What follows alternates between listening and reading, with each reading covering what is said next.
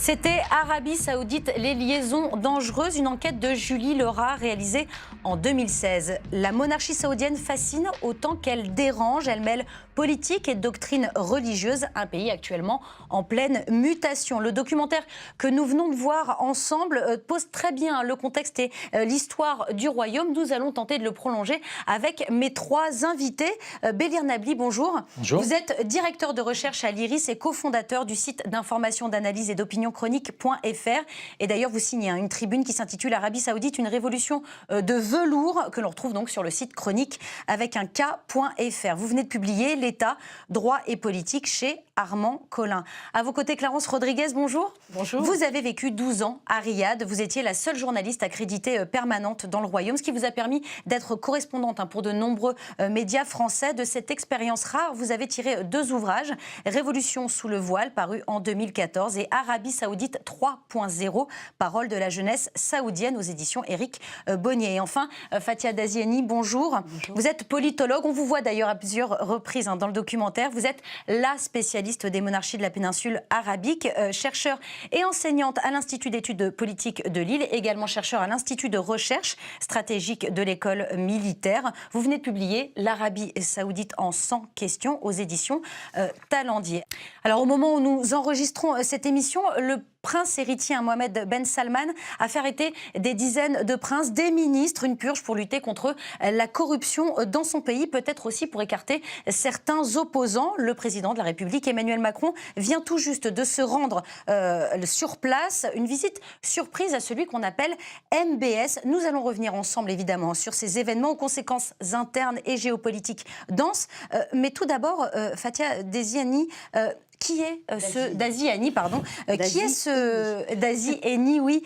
Quel est ce nouvel homme fort? Vous lui consacrez d'ailleurs une question tout entière dans votre ouvrage. Pourquoi a-t-il décidé d'écarter ces princes, ces ministres?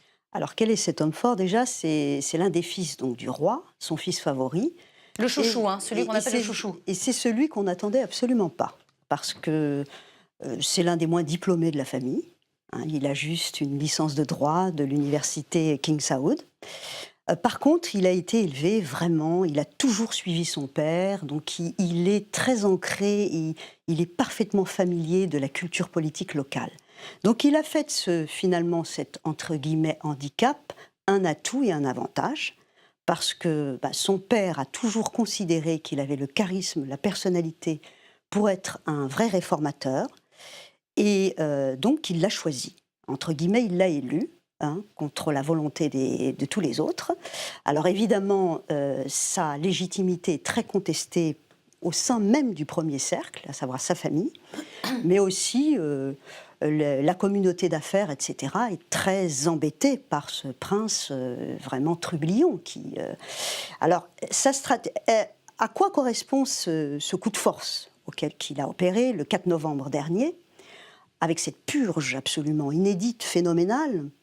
On parle d'une soixantaine de princes arrêtés, une dizaine d'hommes d'affaires proéminents, Walid Ben Talal, Bakr Ben Laden, le chef du groupe Ben Laden, et apparemment même le Premier ministre Hariri, qui est libanais, mais qui est également saoudien, fait les frais de cette purge, parce que...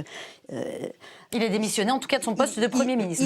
Oui, mais il est également mis en cause pour des réseaux d'affaires, avec notamment le prince Abdelaziz Ben Fahd, qui fait partie lui aussi des princes arrêtés, bien sûr.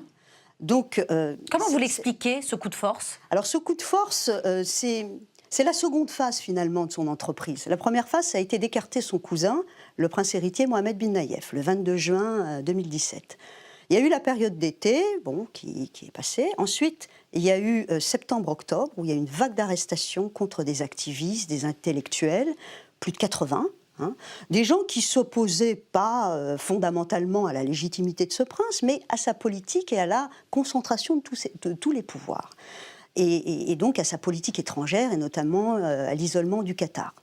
Donc ça a été la première vague. Parallèlement à cette vague d'arrestations, il annonce le droit de conduite pour les femmes. Il annonce et ensuite il y a la seconde phase, octobre-novembre, où il annonce, dans le cadre de ce Davos du désert, vous savez, ce méga sommet qui a réuni plus de 1500 hommes d'affaires et investisseurs du monde entier, le 24 octobre dernier. Donc, de manière très tonitruante, qu'il éradiquerait l'extrémisme. On va y revenir un petit peu plus tard. Qu'il est ouvert aux autres cultes, qu'il souhaite un islam plus modéré, etc. Exactement. Et à côté de cela, une semaine après, il procède à une purge phénoménale, inédite, et il s'en prend à ceux qui sont très bien ancrés dans les réseaux d'affaires, etc. Et au nom d'une lutte anticorruption, avec une commission qu'il a créée quelques heures avant, il procède à l'arrestation massive et à l'interdiction de sortie du territoire des hommes les plus puissants du royaume d'Arabie Saoudite. Alors, on va poursuivre justement sur cet événement assez inédit. Clarence Rodriguez, justement, vous venez de le dire, officiellement arrêté pour corruption. Est-ce que ce n'est pas un mot un peu fourre-tout, une espèce d'excuse un peu facile pour arrêter beaucoup de gens ? Alors il y a effectivement, ça peut-être un prétexte donc allégué par le prince héritier Mohammed bin Salman, mais il y a également l'aspect politique, c'est-à-dire que ce jeune Mohammed bin Salman, qui demain sera le prochain roi, c'est lui qui va succéder à son père qui a 81 ans, il aura bientôt d'ailleurs... Oui, il y a eu un décret royal, voilà. C'est officiel. Absolument. Et donc si vous voulez, il a voulu, en fait, dans cette purge, éliminer, en fait, nettoyer ce qui pouvait lui faire de l'ombre. Vous voyez justement, en fait, il y a tout à l'heure parlé justement de Al-Walid bin Talal. Il faut quand même savoir que le prince Al-Walid bin Talal est quand même un homme très influent. Il fait partie donc des libéraux. C'est quelqu'un qui a fait partie aussi de ceux qui souhaitaient que les femmes donc obtiennent plus de droits. C'est quelqu'un d'influent sur un plan économique et sur la scène internationale aussi. Vous voyez, c'est quand même pas de l'ombre dans ce sens. Non, mais en attendant, je veux dire que quand on parle de purge, il a voulu éliminer. Il faut regarder, je veux dire, les noms de tous ceux qui sont en ce moment au Ritz-Carlton, parce que toutes ces personnes-là sont assignées à résidence dans un hôtel de luxe. Dans un hôtel de luxe, tous clairement impliqués pour des faits avérés de corruption. Il a les preuves. Absolument. C'est vrai. Oui, tout à fait. Absolument. Mais ce qui est quand même important de dire, c'est qu'il a arrêté. Parce que tout le monde le savait qu'il y avait de la corruption. Mais jusqu'à présent, ce n'était pas dit d'une façon ostentatoire. Donc là, les choses sont posées. C'est public. Et là, il n'a pas... En fait, si vous voulez, il est déterminé. Il est déterminé, pourquoi ? Parce qu'il veut prendre l'asseoir son pouvoir dans les prochains mois, les prochaines années. Pour les prochaines années. C'est une stratégie populiste, en fait, aussi. Parce qu'il s'appuie aussi, et ça c'est très nouveau, pour asseoir sa légitimité et son pouvoir sur une jeunesse qui est, même si certains sont conservateurs, massivement acquise à Mohammed bin Salman. C'est comme ça qu'il c'est comme ça qu'il s'est rendu incontournable, et c'est pourquoi il procède à cette purge aujourd'hui, parce que de toute façon, il est très populaire parmi cette grande partie de la population. Et sa purge est excessivement bien reçue parmi la population. Alors, on va y revenir. Je ne suis pas entièrement d'accord. Parce que, non. Parce que, franchement, il y a effectivement ces jeunes, on parle toujours de ces jeunes. Vous avez quand même des jeunes qui n'ont pas fait d'études. Il y en a beaucoup. On parle toujours, si vous voulez, de ces jeunes qui partent faire des études à l'étranger, qui reviennent avec la tête bien pleine. Non, pas seulement, Clarence. Attends. Je veux dire, il faut quand même... Quand on dit populaire, je veux dire que ce n'est pas de toute la population. Parce que n'oublions pas que cette population est quand même conservatrice, profondément conservatrice, et que, je veux dire, jusqu'à présent, il y avait un consensus qui était là. Je veux dire que les précédents souverains pratiquaient, si vous voulez, des réformes. Je veux dire, oui, ce que vous voulez dire, c'est qu'MBS bouscule quand même un peu les codes. Mais bouscule un petit peu les mentalités, on l'a compris. Et ça va très vite pour les gens. Très bien. Donc de là à dire que tout le monde, je veux dire, est derrière le prince. J'ai pas dit ça, mais j'ai dit que majoritairement la population jeune, que ça vous plaise ou non, est acquise à ce qu'il fait. Je suis désolée. C'est avéré, j'ai fait des tas d'entretiens. Il n'y a pas que les jeunes qui vont aux États-Unis qui sont indiqués. C'est ce que je dis, c'est ce que je précise. On va poursuivre un petit peu la conversation avec vous, Bélir Nabli. Est-ce qu'il est cohérent? Est-ce que c'est une action structurée ou c'est un coup de colère, un coup peut-être politique aussi? Non, ce qui est clair, c'est que d'un côté, vous avez un processus dans lequel s'inscrit cette purge. Ce n'est pas un fait spontané, un phénomène spontané. Un processus qui s'inscrit dans le cadre de la montée en puissance politique de Mohammed Ben Salman. Mais dans le même temps, cette purge traduit une accélération et une intensification de cette montée en puissance. Donc il y a un fait politique fort et incontestable. En ce sens, il y a là la manifestation de sa part d'affirmer son leadership et diraient certains, sa volonté de puissance, autrement dit, finalement, l'accélération de son accession au trône, puisque finalement, cet agenda-là est pratiquement acté, formalisé. Donc c'est ça qui est intéressant. Il a envoyé un message très clair. Dans le même temps, par rapport au leadership qu'il essaie d'incarner, il y a quand même des signaux contradictoires. Vous avez parlé de réformateur, c'est un réformateur qui veut, en tout cas c'est un personnage qui veut se présenter comme tel à l'échelle internationale, c'est-à-dire lorsqu'il parle vis-à-vis du monde occidental en particulier, et c'est un réformateur aussi qui essaie de parler à la jeunesse et aux femmes, d'où les mesures aussi qui ont été prises et qui, dans le contexte saoudien, sont spectaculaires également. Mais dans le même temps, vous voyez bien que cette figure du réformateur est en train de se construire parallèlement à l'affirmation d'une tendance autoritaire. Oui. C'est ce qui est intéressant. Mais qui l'assume parfaitement. parfaitement. Alors c'était la suite de ma question. Terminez. Non seulement il l'assume, mais pour le coup, il n'est pas très original en la matière, en ce sens où il s'inscrit dans le cadre d'un modèle qui se dessine dans la région, dans les monarchies, dans les micro-monarchies qui subissent d'une certaine manière le leadership saoudien. Mais là, pour le coup, c'est le régime saoudien qui tend à... qui s'inspire, peut-être. S'inspire, en tout cas à transposer à son échelle cette alliance, cet équilibre entre ouverture économique et quelques mesures ponctuelles d'ouverture sociétale, et de l'autre, l'affirmation d'un autoritarisme politique. J'allais justement poursuivre votre réflexion. Est-ce que vous pensez que ça pourrait devenir un dictateur, ce qu'on appelle un dictateur ? C'est un autocrate autoritaire qui est en train de, effectivement, contrôler l'ensemble des pouvoirs pour mieux asseoir, si vous voulez, son pouvoir sur cette structure très segmentée qu'est le Royaume d'Arabie Saoudite. Il ne va pas tout seul régner en dictateur absolu. C'est un autocrate très autoritaire qui a envie de bâtir finalement une nation à construire. C'est pourquoi son projet national, en se basant, même s'il y a des contestations auprès de la jeunesse, je veux bien mais sur un socle très large, essayer de tirer sa légitimité du bas et d'imposer dans la strate supérieure, c'est-à-dire un renouvellement des générations parmi les princes, et c'est ce qu'il est en train de faire. C'est pour ça que tous les princes seniors qui sont arrêtés et leur réseau d'affaires, pareil, il est en train de les renouveler. Donc il est en train de se projeter sur un système qui est déjà existant, mais en le rajeunissant et en le construisant autour de sa personne. Permettez-moi juste de poursuivre cette réflexion. Est-ce que ces hommes, justement, ces hommes d'affaires, ces hommes de médias qui sont arrêtés en ce moment, est-ce qu'il ne prend pas un risque, MBS ? Est-ce qu'ils ne vont pas se retourner contre lui ?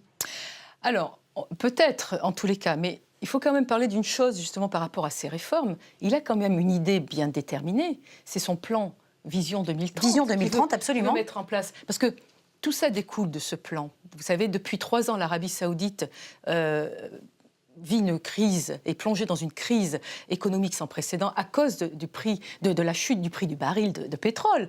Donc c'est terminé, enfin je veux dire, le tout pétrole. Donc il veut absolument, si vous voulez, profiter en fait, je veux dire, de cette situation. D'ailleurs c'est inéluctable, de cette situation, pour imposer des réformes sociétales. L'État-providence, c'est terminé de toute façon. C'est terminé, oui, parce que c'est vrai que cette société était, je veux dire, sous perfusion donc, de l'État. Il y a donc 3 ans, le roi Salman a donc, par décret royal, il a fait augmenter le prix de l'essence, l'essence, oui. Déjà que ce n'était pas important, mais de l'eau, de l'électricité, et les subventions, moins de subventions. Ce qui fait que, si vous voulez, cette population s'est retrouvée déjà face à une situation, face à une réalité. Voyez ? Et là, les réformes qu'il est en train de prendre, ça bouscule forcément cette population qui n'était absolument pas habituée à ce genre de situation. Oui, il découvre un peu ce que c'est, presque même que l'austérité. Hein, et de travailler aussi, parce que la population se met vraiment au travail, il met tout le monde au travail, y compris les femmes, davantage de femmes, même si depuis 4-5 ans, vraiment les femmes... Ça s'ouvre un peu. Absolument. Et ça, il faut rendre quand même hommage à Feu Roi Abdallah, parce que le prince héritier, c'est vrai qu'il est en train de mettre en place certaines réformes sociétales, mais il faut quand même savoir que c'est aussi Feu Roi Abdallah qui a instillé, on va dire, ce mouvement. Bélier Nabli, vous vouliez rajouter quelque chose? Oui, par rapport justement à cette montée en puissance de Mohammed Ben Salman, derrière quand même cet acte qui traduit son leadership et son poids dans le système actuel, il y a peut-être aussi la traduction d'un phénomène paradoxal qui serait sa propre fébrilité. Parce que finalement, la situation en Arabie Saoudite, on peut la comprendre également en l'inscrivant dans son contexte régional. Et d'ailleurs, les initiatives principales du pays à l'échelle régionale, par exemple l'intervention au Yémen ou le blocus, on va y revenir un tout petit peu plus tard, mais... le blocus autour du Qatar, impliquent directement Mohammed Ben Salman. Or, ces initiatives-là n'ont pas été couronnées de succès jusqu'à aujourd'hui. Et d'une certaine manière, il apparaît en position de force. Qu'est-ce que vous voulez dire? C'est parce que ça n'a pas marché à l'extérieur qu'il essaye de faire quelque chose à l'intérieur? C'est un briquet pour moi. Justement, ce que je disais dans le propos liminaire, c'est que l'extérieur et l'intérieur, dans le cas d'espèce, je pense que ce n'est pas une grille de lecture qui s'applique parce que c'est extrêmement imbriqué dans la mesure où Mohammed Ben Salman est au cœur des décisions internes et externes. Oui, vous voyez, voilà. Et donc voudrais... là, peut-être que derrière ces actes d'autorité, il y a peut-être aussi des signes de fébrilité. Sur le plan religieux, il l'annonçait très récemment et vous aviez commencé à en parler. Il veut retourner à un islam modéré, tolérant, ouvert sur le monde et les autres religions. Il l'a même dit, nous allons détruire les idées extrémistes maintenant. C'est un discours de façade ou c'est sincère? Là, il s'exprimait devant un parterre international, donc il a voulu marquer le coup. Mais c'est une sorte de vitrine? Non. Il y a également il y a deux choses. Il y a ce discours vis-à-vis de l'extérieur qui est vrai, c'est pour marquer le coup, dire on va rendre revenir, plus exportable aussi. Voilà. Et puis ce sont des investisseurs qui venaient pour investir. Voilà. Donc il voulait donner quand même aussi une image plus exportable de son pays. Bien sûr, il y a cet aspect-là. Mais sur le plan intérieur, il est clair que même si le clergé conservateur, etc., est encore là, son pouvoir est assez érodé. Il y a de plus en plus, c'est ce prince justement qui prend de plus en plus les choses en main sur le plan de la société, en offrant des espaces de divertissement, de loisirs à la jeunesse, et en leur promettant aussi un contrôle des religieux beaucoup moins fort, beaucoup moins puissant. Voilà, beaucoup moins puissant. Donc c'est ce qui plaît aussi. Donc il y a des mesures, il a décidé, il a poussé ce décret royal d'avril 2016 pour que la police religieuse, son rôle soit très ostensiblement réduit. Il a également contribué à assouplir le statut du mahram, c'est-à-dire la tutelle masculine, où les femmes sont en mesure de procéder à des réformes, démarches administratives, etc., s'inscrire à l'université. Dernière décision en date, le droit de conduite. Et puis également promouvoir le rôle des femmes, et promouvoir le rôle des femmes également dans divers secteurs d'activité professionnelle. Donc il y a des choses qui se passent, c'est pas simplement à destination de l'extérieur. Très bien. Je voudrais maintenant qu'on écoute ensemble le président de la République, Emmanuel Macron, juste avant qu'il se rende en Arabie Saoudite. Je souhaite aussi m'employer à convaincre et sensibiliser le voisin saoudien, et c'est pour cette raison que dès après notre conférence de presse, je me rendrai pour 2 heures en Arabie Saoudite pour voir le prince héritier Mohammed Ben Salman. Alors il a donc rencontré MBS jeudi 9 novembre à Riyad. L'entretien qui a duré 2 heures n'a pas été filmé. Mais voici le communiqué diffusé par l'Élysée. Je vous en lis un extrait. Le président de la République et le prince héritier Mohammed bin Salman ont échangé longuement sur l'importance de préserver la stabilité de la région, lutter contre le terrorisme et surtout travailler à la paix. D'autres dossiers régionaux ont été examinés par les deux dirigeants, en particulier le Yémen, pour lequel le président français a souligné sa préoccupation sur la situation humanitaire militaire et sa disponibilité à faciliter une sortie de crise. Clarence Rodriguez, est-ce que cette tentative de médiation peut porter ses fruits? Et surtout, est-ce qu'il est dans son rôle, Emmanuel Macron, quand il se déplace en Arabie Saoudite? Écoutez, moi je pense qu'il est aux portes donc, de l'Arabie Saoudite, il en profite, mais moi je pense qu'il est quand même important de noter que Mohammed bin Salman, ce prince héritier, accepte, parce que généralement, vous savez, avant, dans le protocole, on mettait des mois et des mois avant d'accueillir donc un chef d'État. Là, il a été hyper réactif. Et je trouve que c'est en ce sens qu'il faut saluer, j'ai envie de dire, cette modernité. Ça en fait partie d'ailleurs, parce que, encore une fois, accueillir seulement 2 heures. Presque en visite surprise, oui, quoi. c'est visite surprise. Alors on va dire peut-être 2 heures, mais moi je trouve que c'est plus que dans le symbole. Il accueille donc le président de l'État français. Je trouve que même pour Emmanuel Macron, c'est aussi une façon de se positionner sur la scène. Enfin, dans le pays, enfin en Arabie Saoudite, mais sur la scène régionale, et ne pas trop laisser, si vous voulez, les Américains et Donald Trump prendre, je veux dire, prendre le leadership. Très bien. Bélir Nabi. Non, c'est une visite importante parce qu'elle intervient notamment après un discours déjà important du président de la République devant les ambassadeurs français, où il avait déterminé, fixé déjà le fait que finalement la lutte contre le terrorisme islamiste était la priorité de notre politique étrangère et que d'une certaine manière, au regard de cette priorité-là, il fallait repenser peut-être notre discours à l'égard des pays du Golfe. En tous les cas, il avait assumé une forme de mise à distance vis-à-vis des régimes du Golfe sans reconnaître l'idée suivant laquelle ces derniers finançaient certains groupes terroristes. Il n'a pas assumé naturellement cette corrélation-là, mais il a établi un lien entre finalement des doctrines islamistes et le phénomène djihadistes et terroristes. Qu'à partir de ce moment-là, on a quand même vécu une forme de tournant, quand même, par rapport à notre discours officiel à l'égard des monarchies du Golfe. On pouvait se demander si ce type de discours allait être suivi d'actes, sachant que notre politique, notre relation bilatérale avec l'Arabie Saoudite est caractérisée notamment par sa dimension commerciale. Eh oui. L'offre, surtout des échanges économiques, finalement, oui. Voilà. Et est-ce que, encore une fois, la donne liée, la donne commerciale allait continuer à caractériser cette relation, ou qu'au contraire, au nom de la lutte contre le terrorisme ou au nom de la lutte pour les droits de l'homme, on allait assister à une évolution. Pour l'instant, c'est pas très clair, et le fait qu'on n'ait pas beaucoup d'informations finalement qui est filtré de cette rencontre signifie bien qu'on est à un moment important. Incontestablement, on est à un moment important où finalement, pour le coup, la politique étrangère française ne s'aligne pas sur celle de Donald Trump telle qu'elle a été définie, en tout cas affichée lors de la visite officielle de Donald Trump en Arabie Saoudite, où là, pour le coup, après la petite période de glaciation entre l'administration Obama et Riyad, on semble renouer avec l'âge d'or de la relation, de l'alliance stratégique entre les États-Unis et l'Arabie Saoudite. Là, pour le coup, la France ne s'aligne pas et tente de définir peut-être une troisième voie. Sa propre voie. Effectivement. En 2015, l'Arabie Saoudite, on le disait aussi tout à l'heure, prend la tête d'une coalition contre les rebelles au Yémen. Mais vous l'expliquez très bien dans votre livre, l'antagonisme entre le Yémen et l'Arabie Saoudite est très ancien. Oui. Est-ce que vous pouvez revenir sur ça ?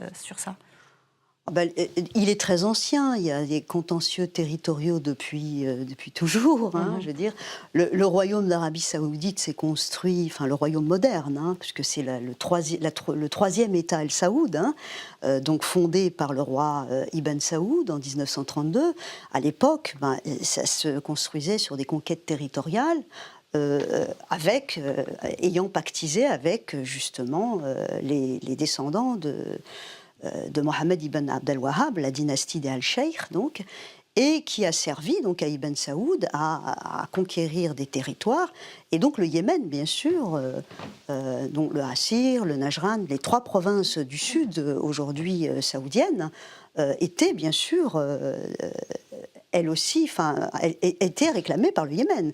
Donc il y a toujours eu ce contentieux territorial qui a été réglé très tard, avec le traité de Jeddah en juin 2000.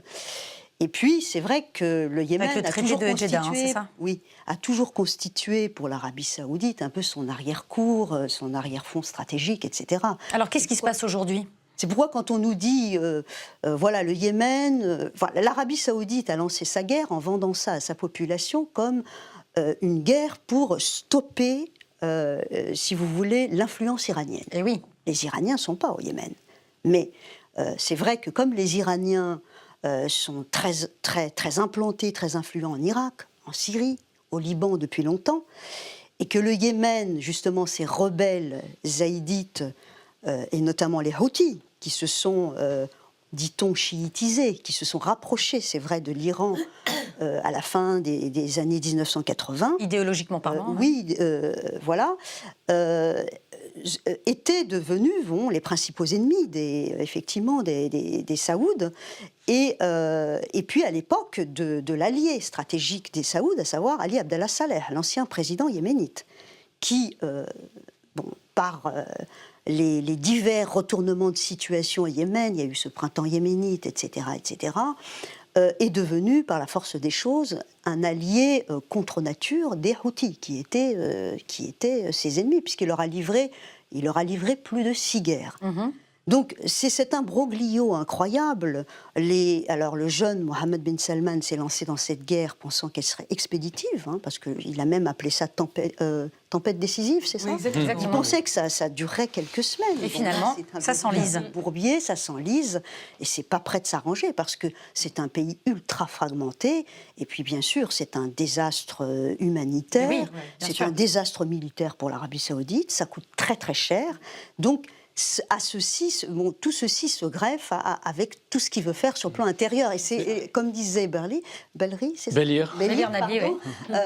Il le disait très bien. Tout ça est très connecté finalement, l'intérieur et l'extérieur. Vous vouliez compléter justement. Mais justement, oui. Non seulement on a une imbrication entre les affaires intérieures et les affaires régionales, mais en plus, il est vrai que la carte régionale est en train de se redessiner de manière subreptice. Pas au niveau des frontières, pas forcément de manière aussi forte, encore que entre la Syrie et l'Irak et à l'intérieur de certains pays, la question des frontières connaît une actualité aiguë. Mais on est quand même dans une période extrêmement forte, intense du point de vue de la reconfiguration régionale et du système d'alliance. Ce qui explique notamment le blocus, la décision d'essayer d'établir un blocus autour du Qatar, c'est le sentiment notamment saoudien d'un rapprochement entre le Qatar et l'Iran. Et on a souvent cette idée vue de Paris et de France, suivant laquelle finalement cette région est traversée par un clivage et une confrontation entre chiites et sunnites. C'est réducteur. C'est beaucoup plus complexe que ça. Il s'agit d'États, de monstres froids. Ils font de la géopolitique. Vous parlez de monstres froids. Est-ce que vous diriez même que c'est un peu la guerre froide finalement entre l'Iran et l'Arabie Saoudite ? Il y a une guerre par procuration, c'est-à-dire une guerre indirecte. Ils ne s'affrontent pas directement, mais ils s'affrontent par alliés interposés. D'ailleurs, le Liban incarne aussi cette situation, puisqu'on parlait d'actualité. L'actualité politique interne saoudienne est riche, mais elle a un impact sur la politique interne libanaise. Le Premier ministre Hariri vient de démissionner, une démission annoncée sur le sol saoudien, un symbole extrêmement fort pour illustrer la tutelle de fait du pays vis-à-vis de l'Arabie Saoudite.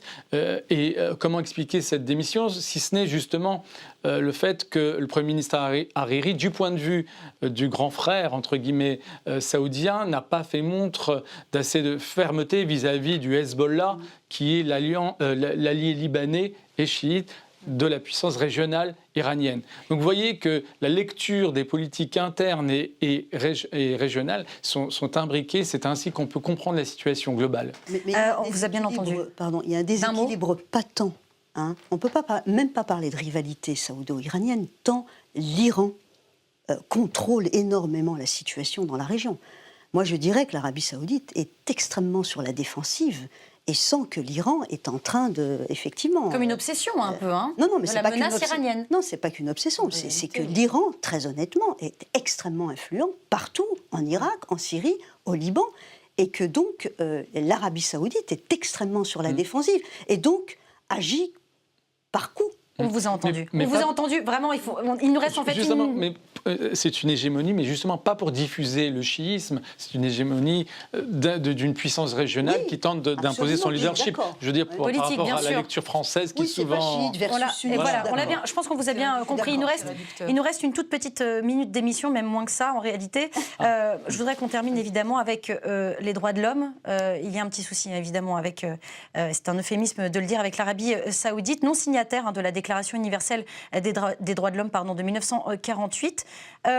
Un pays où la peine de mort est la plus appliquée. Vous le dénoncez d'ailleurs, après l'Iran. Vous le dénoncez, Clarence Rodriguez, dans votre ouvrage. Raif Badawi est toujours emprisonné.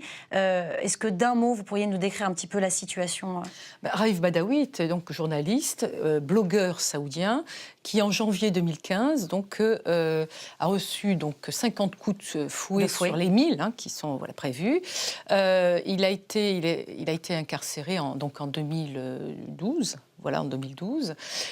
Aujourd'hui, il est toujours en prison. Sa famille est à Sherbrooke, au Canada. Il a 3 enfants. La raison pour laquelle il a été incarcéré, c'est parce qu'en fait, il a créé un blog, un forum sur Internet. Et effectivement, il s'en est pris un peu à la politique du royaume. Et je pense qu'aujourd'hui, si effectivement le prochain roi, qui est donc Mohammed bin Salman, prenait des décisions justement à l'endroit de Raif Badawi, je pense que ce serait vraiment un geste royal. Et je crois que c'est vraiment attendu par certains Saoudiens et Saoudiennes, mais également par la communauté internationale.